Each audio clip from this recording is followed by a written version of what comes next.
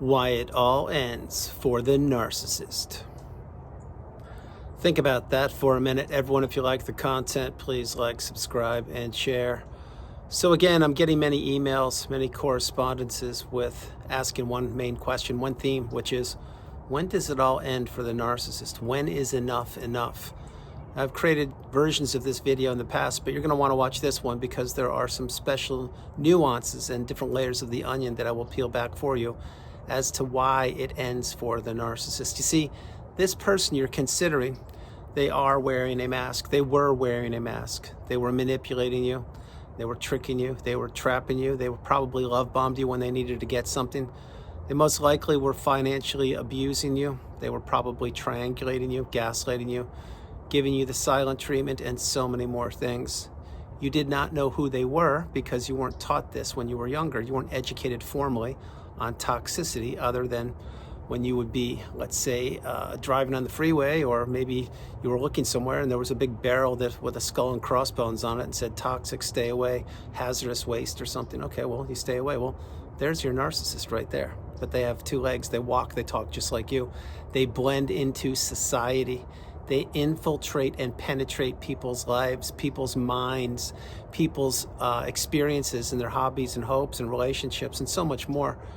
The main purpose of the narcissist in any relationship with any one person, it is to extract what is known as supply. It is to keep that person trapped in an invisible prison for one, presented and administered by one, which is the narcissist. That's why when you're in these relationships and you don't know what toxicity is, meaning you don't think that another person could actually talk out of both sides of their mouth, they could lie, cheat, steal, betray you, throw you under the bus, discard you, and blame you for doing all that. When you don't know those things, you're vulnerable. You are naive, you are uneducated, and it wasn't your fault. And this is why it all ends for the narcissist, and how it all ends for the narcissist. These people overplay their hands. They overplayed their hand before they met you. They overplayed their hand with you. And right now I can assure you they are either getting ready to overplay their hand or they will very soon. These people like to disrupt energy. They like to steal people's purpose, people's mindsets, people's hopes, dreams, aspirations, relationships, and more.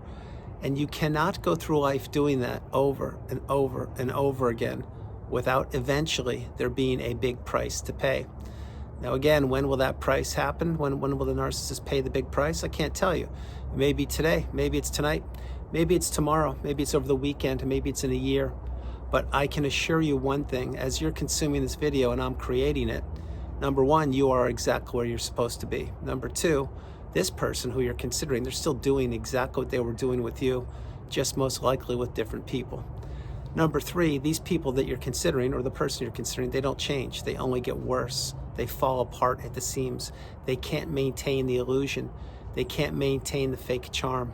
They can't maintain faking like they care, or faking like that they know how to love, or faking that they're committed, which is why, and I've shared this with so many videos over the years, once a pivotal thing takes place with the person you're considering, meaning you got married, you fell in love with them, you told them you loved them, you had kids with them, you relocated, you went into business, or you bought them a car and you were on the hook for that financially. Once something like that happened, that's when they knew that they could slowly remove the illusion, slowly remove the fantasy, slowly remove the mask. And when they started to do that, you, because you didn't know what was going on, you were scratching your head and you were saying, but wait, we just got married and you just took vows with me 2 weeks ago and already you're going off on a girl's weekend? What is this? Well, this is what these people do, because they know that if they have you locked down, you are going nowhere and they don't have to present the illusion or the mask any longer. Think about what the wedding is to a narcissist. It's one big supply source. From the minute the person is proposed to, or if the narcissist proposed, from the minute they propose, the other person accepts, well, now they have all of the attention and the limelight and the eyes on them. They get to invite certain people to the wedding. They get to uninvite certain people from the wedding. They get to look over the food on the menu. They get to pick the band or the music who will be playing. They get to pick the destination or the location where the wedding will take place, and the colors of the dresses and the whatever the guys wear and the flowers and the arrangements and who sits where. It's supply central. Think about this. That's not even counting social media, blasting pictures all over the world, all over their bogus fake accounts, just showing rings, like a wedding ring, but not showing themselves, and all the other supply sources who thought that they were going to be with the narcissist, but now they're engaged. They're all wondering, what? I thought I was the guy. I thought I was the girl. Well, this is what the narcissist does. They want to twist the knife in anybody who is giving them the time of day. So I'll fast forward and I'll just finish up with the wedding. Well, when the wedding bells happen, and the ring is on the finger, the guests leave, the cake has been cut, and all the presents have been opened, and all the money's been used by the narcissist. Well, what happens? Then they think in their tiny little brain, what's next? What do I do next? They don't know what to do. So what do? Naturally, they begin to devalue their partner or their spouse. And then they begin to twist the knife in that person and use them and abuse them and manipulate them. And the narcissist knows that that relationship will come to an expiration date, or will have an expiration date, because the narcissist has a timeline how long they will stay in it. Do they know that timeline from the minute the wedding bells ring? No, they don't. But they may have an objective. They may have a window of time when they will stay with that person. Example, let's say that you married the toxic narcissist, and let's say they had kids, and let's say the kids they were in grade school. Well, maybe the master plan there was to raise the kids till they got into and or out of high school, and then here comes the discard because you were no longer needed. See what I'm saying? There's always something behind the scenes with these people, and that's how it all ends eventually for the narcissist. It all comes crumbling down. It all comes crashing down. The house of cards eventually becomes revealed. In a standard deck of playing cards, there are 52 cards. There are 13 for each suit. And the suits include clubs, spades, diamonds, and hearts. In a standard deck of cards, there are usually also 2 different cards. What are those cards called? You got it. The jokers. There is your narcissist right there, hidden in the deck of cards. And there are 2 of them, because the narcissist needs multiple masks. And that example I just shared with you, not only did I just come up with it on the fly, but it's what I do, it's the energy that goes through me, but why do you think there are jokers in a standard deck of cards? That's for a whole different video. But my hope is you're getting awakened and aware, educated and empowered, and you're realizing that there is a reason for everything, and what appears to be on this planet isn't always so. And at the top of that list is the narcissist. They appeared one way in your life. They turned out to be something completely different. And now you're understanding how it all ends, or why it ends for the narcissist. It's because these people are self-serving.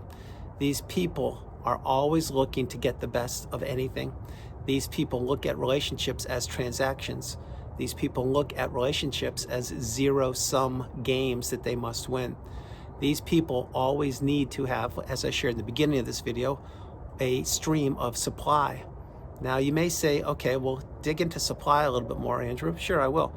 Supply is your attention, your time, your money, your empathy, your caring, your commitment, your availability, your tolerance to dealing with the abuse that you were experiencing.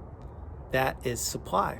And the supply is very important to the narcissist. It is akin to you breathing air. Now, the narcissist needs to breathe air, but they also need supply. You just need to breathe air and be without the narcissist. You understand? You're getting this. You're getting the wisdom. But the narcissist needs to stay relevant. They need to matter. They do want to live in people's minds rent-free. They do want people to experience FOMO, which is fear of missing out. The narcissist doesn't want anyone to ever break the trauma bond, yet the narcissist wants to keep as many people trapped in the trauma bond as possible. And many people claim that they were in the trauma bond and that they had such a challenging relationship and it was so difficult. I wasn't with you. I don't know if you did or you didn't. I will tell you that the trauma bond, you should not ever use those words claiming that you were in one if you weren't in one, because if you were in one, you know that you had to fight like hell to get your way out of it because you didn't even know where you were. Having said all those things, many people are claiming that they were with 10 narcissists or this person's toxic, and I get it. I understand it.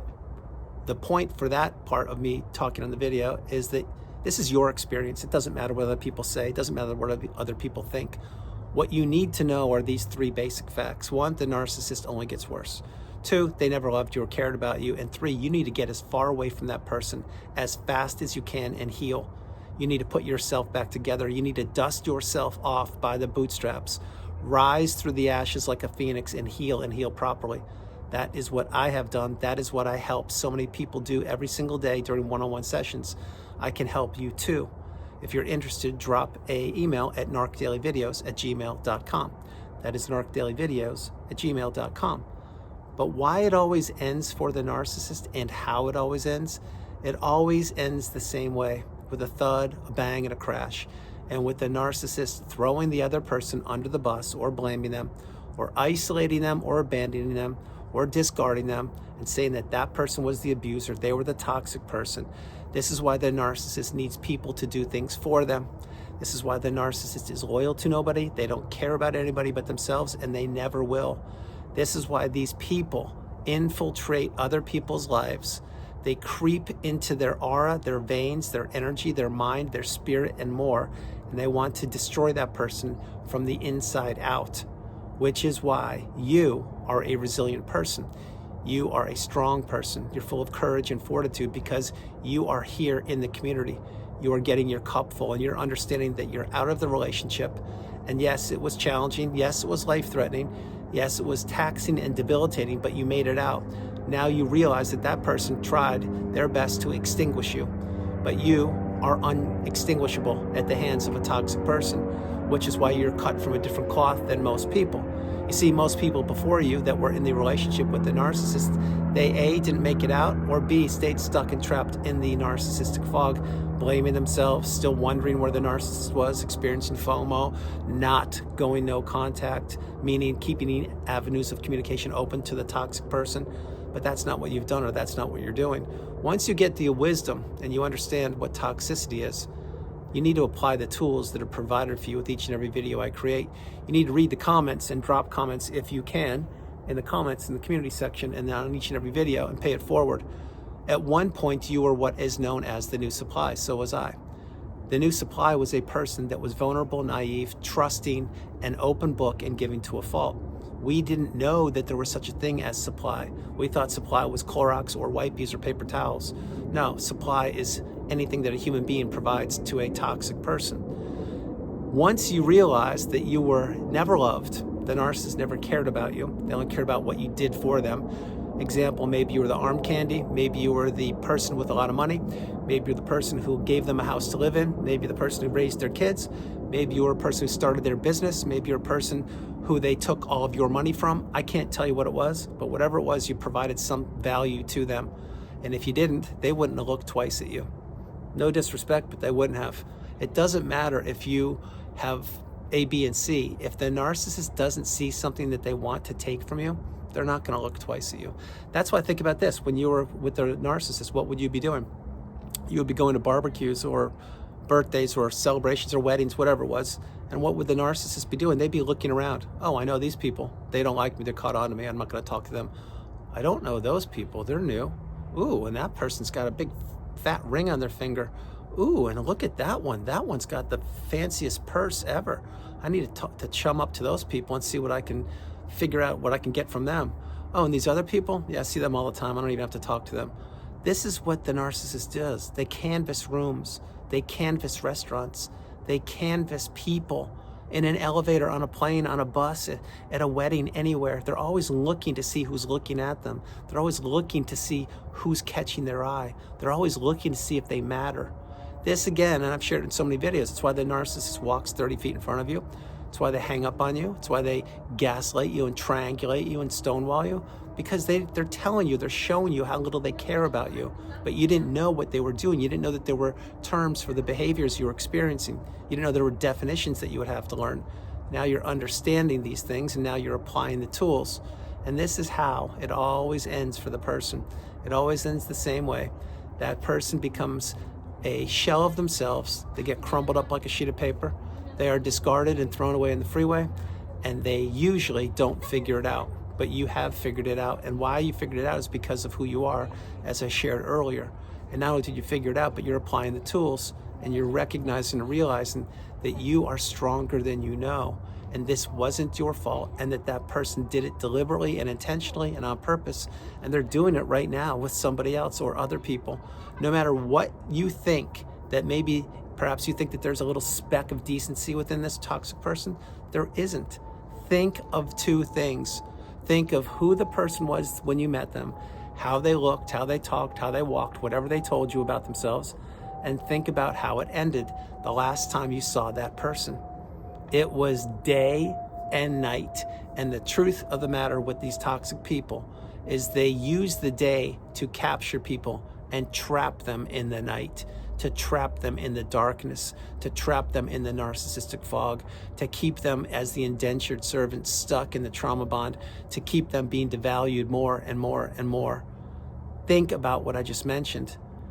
The relationships always go from this part, which you think is the best part ever. This person's amazing, they're so charming, they're so beautiful, or so intelligent, or they're so well put together, or they have the best body, or they went to the best school, or they drive the coolest car, or they know all the right people, or they go to all the right events, or whatever it was. And at the very end, you're looking at that person saying, I wasn't even attracted to them. What happened? What happened was a spell was cast on you. That's why it's the narcissistic fog. That's like what I call the zombie-like, trance-like state. And when I said spell was cast on you, I'm saying that the dark energy who presented itself in the human form of the person you're considering, they were using whatever they could to trap you in a relationship that they thought you would never escape from. But you did. Think about what I'm telling you. You need to play this video. You need to play it a few times. The takeaways here are this. Number one, it always ends the same way. Number two, the narcissist will never take responsibility or be accountable. Number three, they do not ever want anyone to know who they are or what they've done. Number four, these people live underneath rocks. They live in the shadows. They live in the shallows. They live in the low vibrational state. And yes, I'm referring to the narcissist. And number five, above all, once you get the wisdom and you understand what you were up against, even though you didn't know it at the time when you were in it, or maybe you still are in it, you need to really get the message.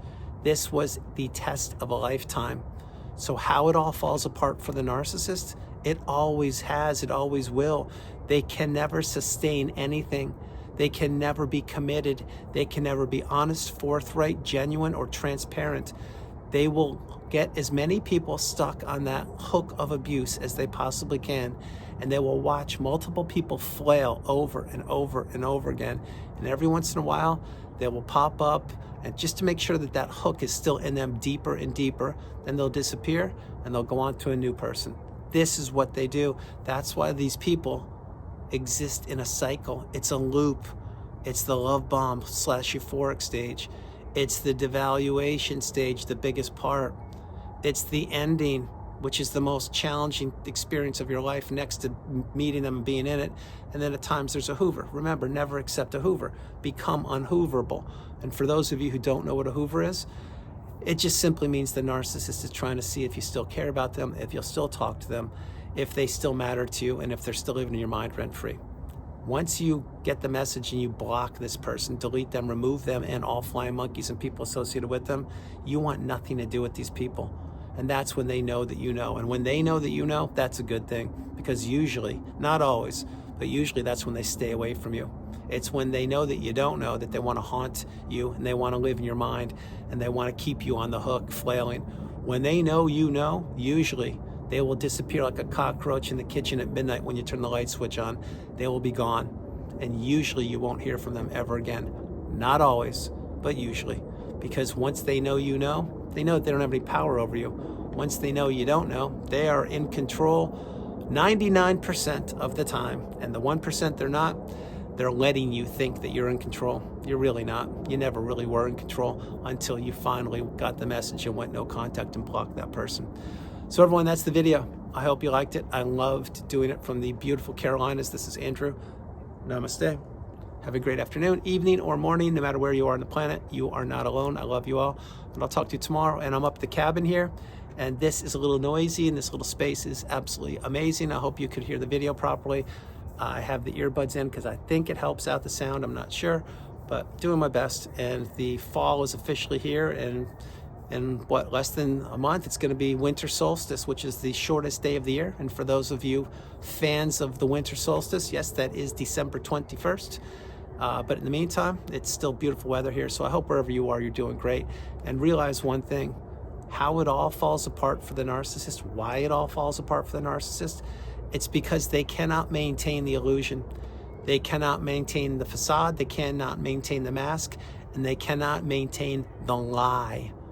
Everything they ever told you, from the minute they met you, the sob story, the victimhood, or whatever they told you, you need to take it all with a grain of salt. You need to understand the narcissist is not an authentic or honest or genuine or transparent person. They are a low vibrational creature who will continue to try to approach you in this thing called life on this planet called Earth in multiple different human vehicles or human bodies until you get the message. When you get the message, you become bulletproof. And that's when you arrive at and reach the mountaintop of indifference, the pinnacle of indifference, where you now see everything the way it is, not the way you thought you saw it, or not the way the narcissist wanted you to see it, and you now have a superpower. And remember, with great power comes great responsibility. And this responsibility and this power you have, it is a superpower. It is a massive superpower. Not everybody gets as far as you have on the journey. So continue to focus on yourself, just like I do each and every day. Maintain your boundaries, maintain no contact, and realize that you are amazing, you are loved, you are beautiful, you are blessed, you are cherished, you are honored, and you are on the path to abundance. I love you all, and I'll talk to you tomorrow. Bye, everybody. Bye.